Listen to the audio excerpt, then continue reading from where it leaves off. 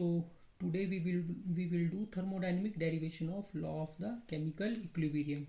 So let's start. Consider a general reversible reaction, that is A moles of A are reacting with B moles of B to give M moles of N plus N moles of N. ठीक है. If chemical potential of A, B, M and N are, that is respectively mu A, mu B, mu M and mu N. ठीक है. तो reactants की अगर हमने total free energy लिखनी होगी तो हम क्या लिखेंगे? Total free energy of reactants, that will be equal to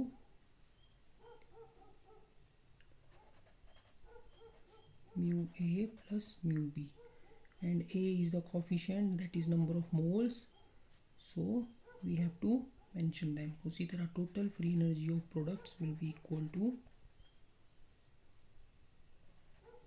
m mu m plus n mu n and so on. ठीक है. तो ये हुए total free energy of reactants and product.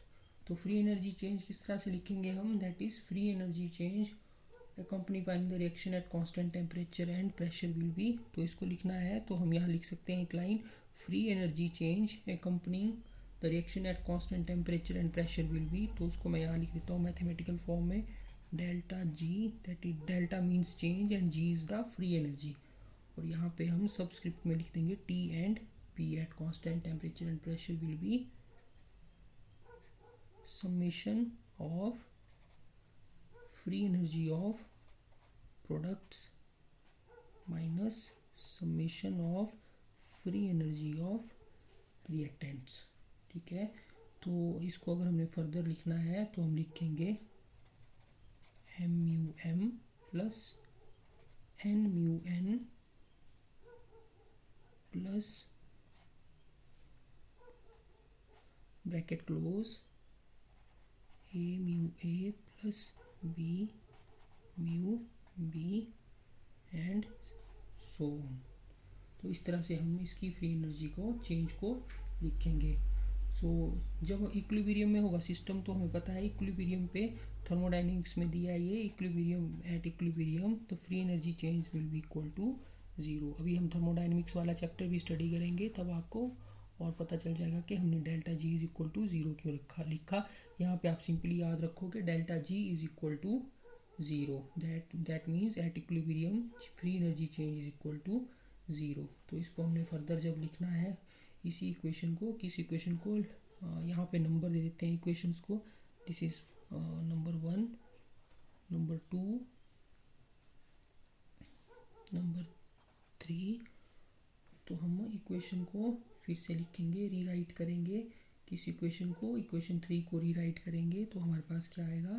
That is M mu M plus N mu N plus so on minus A mu A plus, यहाँ पे आप लिख सकते हैं since at equilibrium B mu B equal to zero. Is that clear? तो यहाँ पे हम इसको फर्दर रीअरेंज करेंगे, मैथमेटिकल रीअरेंजमेंट है. तो इसको रीअरेंज करने के लिए हम क्या लिखेंगे? यहाँ पे इसको सिंप्लीफाई करेंगे, M mu M plus N mu N plus so on is equal to A mu A plus B mu B plus so on. तो यहाँ पे हमारे पास एक फोर्थ इक्वेशन आ गई और ये आ गई फिफ्थ इक्वेशन. ठीक है. तो यहाँ तक आपको पता लग गया. तो हमने माना है कि टेम्परेचर और प्रेशर क्या है यहाँ पे कांस्टेंट है. तो if all the let us suppose that all the reactant and products are ideal gases, तो आप लिख सकते हैं if all the reactant products are ideal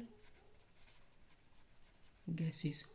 ठीक है, the chemical potential of any component in the ideal gas mixture is given by, तो chemical potential is equal to mu naught plus R T L N P.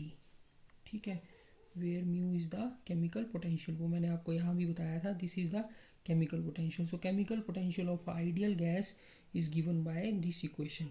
ठीक है, this is the 6th equation. So substituting, अगर हम यहाँ segregate कर दें इसको, segregate बोलने का मतलब है कि with respect to reactant and products लिखें, तो हम क्या लिखेंगे यहाँ पे, mu A is equal to mu not A plus R T L N P A. तो उसी तरह हम यहाँ पे सभी के लिए लिखेंगे, म्यू बी के लिए भी लिखेंगे, म्यू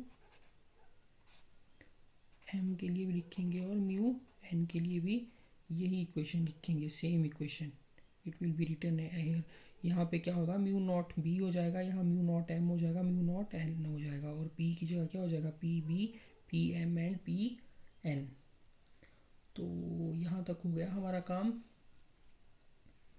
तो अगर हम इस वैल्यू को कहाँ लिखेंगे, इक्वेशन 5th इक्वेशन में पुट करेंगे, कहाँ पे, यहाँ पे। ठीक है, यहाँ पे, यहाँ पे, यहाँ पे। तो हमारे पास क्या आएगा, इस इक्वेशन को फर्दर हम किस तरह से लिखेंगे, फिर it will become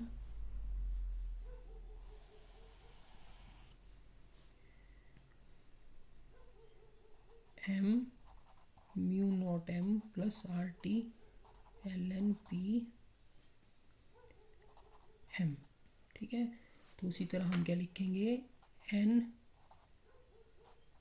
mu naught N plus R T L N P N is equal to N plus so on is equal to, लिखेंगे A mu not a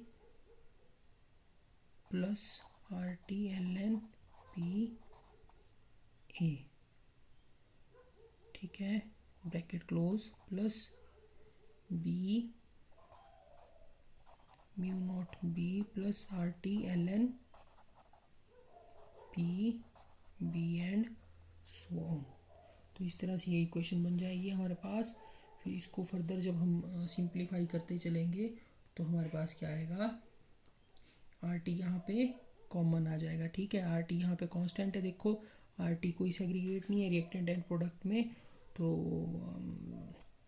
universal gas constant and T, तो यहाँ पे R T common आ जाएगा। तो किस तरह से लिखेंगे हम, R T bracket start M L N P M plus N L N P N.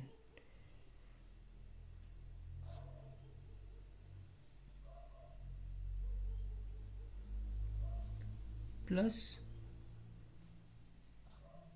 M mu not M plus N mu not N. ठीक है, तो यहाँ पे सो ऑन भी करते चलना है साथ में, so on is equal to,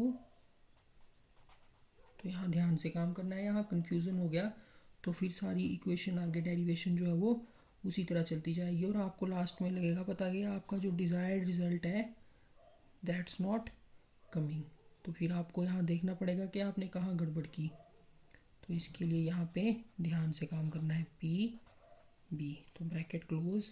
यहाँ से अगर आपने स्टार्ट अच्छे से कर लिया, जैसे यहाँ से तो बाकी सेम ही होता है। देखो यहाँ पे सिर्फ अल्फ़ाबेट चेंज हो रहे हैं, ए की जगह एम की जगह ए आ रहा है, एन आ रहा है, बी आ रहा है। ठीक है, तो यहाँ पे हम करेंगे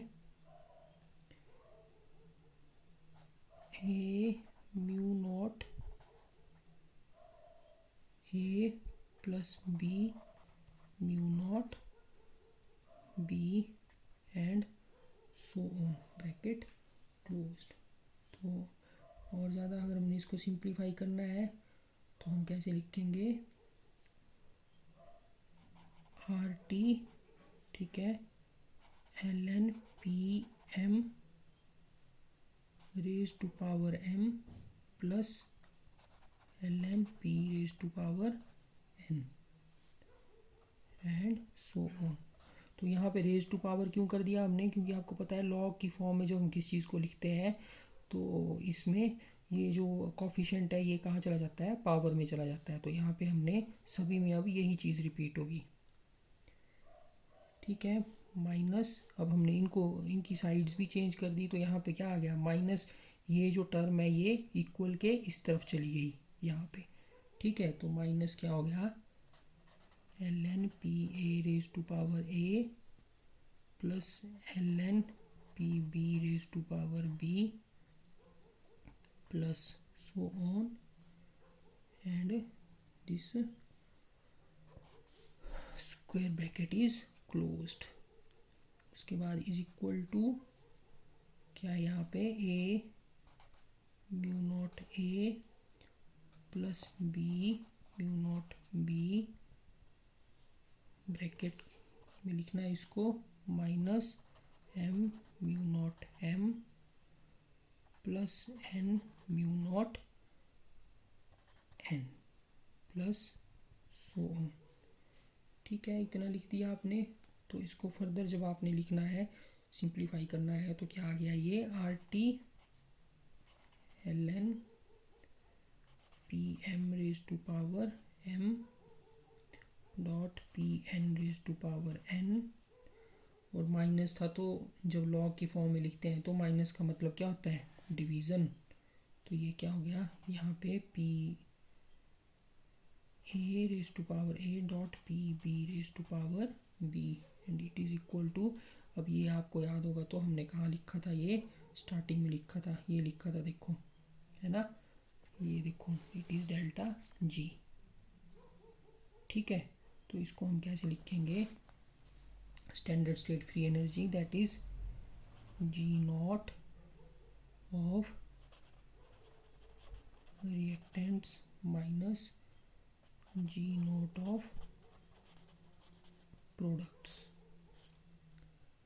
ठीक है। तो इसको जब हमने फर्दर क्या किया, सिंप्लीफाई किया, तो क्या आया यहाँ पे, माइनस यहाँ आ गया जी नॉट ऑफ पी बोले means products minus G not R is the reactant, so it is equal to minus delta G not change in the free energy, ठीक है। और अगर आपको याद होगा मैंने आपको कल बताया था ये चीज़ क्या होती है, this is the equilibrium constant at constant pressure that is Kp, ठीक है। कल मैंने आपको बताया था ये different kind of equilibrium constant that is Kp Kc और क्या क्या होता है ना। तो इन टर्म्स ऑफ, सॉरी कांस्टेंट नहीं था word, in terms of pressure, तो इन टर्म्स ऑफ प्रेशर जब हम इसको लिखेंगे तो it will be R T L N K P. So this is the thermodynamic derivation of law of chemical equilibrium. तो इसको अगर हमने फर्दर सिंप्लीफाई करके लिखना है तो हम फिर से लिख सकते हैं, ये था, अच्छा आपको दिखानी होगा यहाँ पे, तो हमने यहाँ तक डिराइव किया था, देखो यहाँ पे क्या था, this is the change in the chemical potential that is change in the free energy. तो change in the free energy को हमने इस तरह से लिखा डेल्टा जी नॉट, ठीक है। तो यहाँ रिएक्टेंट माइनस प्रोडक्ट्स था तो हमने क्या कर दिया, इनकी पोजीशन चेंज कर दी, that is product minus reactant किया, तो यहाँ पे माइनस साइन आ गया। और ये जो हमने डिराइव किया था यहाँ पे मैंने आपको बताया स्क्वायर ब्रैकेट के बीच में this is the equilibrium constant in terms of pressure that is Kp, तो हमने वो यहाँ लिख दिया। तो delta G not is equal to, अगर हमने फर्दर इसको लिखना है, delta G not is equal to minus R T L N K P, ठीक है। तो इसको इसी तरह हम इन टर्म्स ऑफ कंसंट्रेशन भी लिख सकते हैं। तो उसके लिए भी हमें यहाँ पे जहाँ पे हमने प्रेशर यूज़ किया था हेयर, यहाँ पे हमें क्या यूज़ करना पड़ेगा, सी, ठीक है। तो P की जगह जो हम C लिखेंगे तो हर जगह C लिखते जाएंगे, C यहाँ पे C P जो प्रेशर हमने लिखा है, तो यहाँ पे क्या आ जाएगा, Kp की जगह क्या आ जाएगा, इट विल बी Kc, ठीक है। Delta G not is equal to minus R T L N K C. So that is the thermodynamic derivation of law of chemical equilibrium. ठीक है, अगर कुछ समझ ना आया तो यू कैन आस्क.